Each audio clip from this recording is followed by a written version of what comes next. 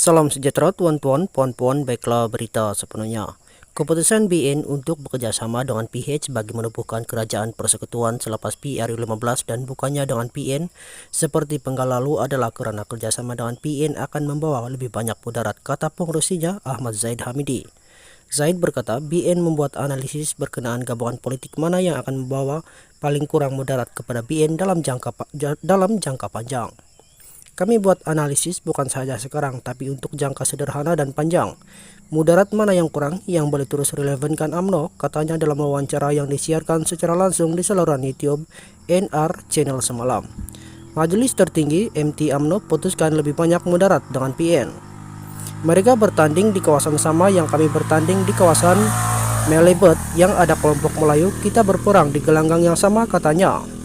Justru katanya lagi, UMNO memilih untuk berpihak kepada PH kerana ia akan menjamin survival politik parti itu dan BN. Bersama PH, UMNO ada potensi besar untuk menang semula kawasan yang dulu dapat kurang undi, kita boleh gali semula potensinya, katanya. Tanpa menyebut sebarang nama secara khusus, Zahid mendedahkan ada dua ahli MT yang tidak setuju dengan kerjasama dengan PH. Tak lebih dua orang anggota MT yang tak setuju, katanya, sambil menambah walaupun ada perbezaan pandangan, semua perlu akur apabila MT sudah mencapai keputusan muktamad.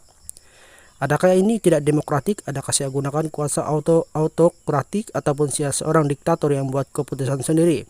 Saya jaga kepentingan parti, katanya. Zaid sebelum ini berdepan bantahan dalam BN kerana didakwa mengambil keputusan menyokong pengurusi PH Anwar Ibrahim bertentangan dengan keputusan gabungan itu. Pemimpin MCA dan MIC juga menggesa Zahid meletakkan jawatan sebagai pengurusi BN. Semalam, Zaid berkata dia telah memaafkan pemimpin tersebut dan berkata dia faham mereka berdepan tekanan dalaman yang hebat. Timbalan Perdana Menteri itu juga berkata dia telah memaafkan 10 ahli parlimen UMNO yang dikatakan menyokong pengurusi BN Muhyiddin Yassin untuk menjadi Perdana Menteri ke-10. Jangan dikenang peristiwa yang sudah berlalu, mari kita move on. Bentuk gagasan baru, perkukuhkan parti, siap siagakan parti untuk hadapi landscape politik baru, ketipikan perbezaan antara kita, katanya.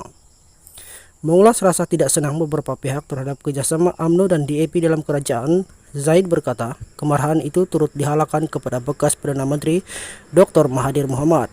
Menurut Zaid, Mahathir patut dipersalahkan kerana mendoktrin selama 22 tahun dan memberi gambaran yang sangat negatif terhadap DAP.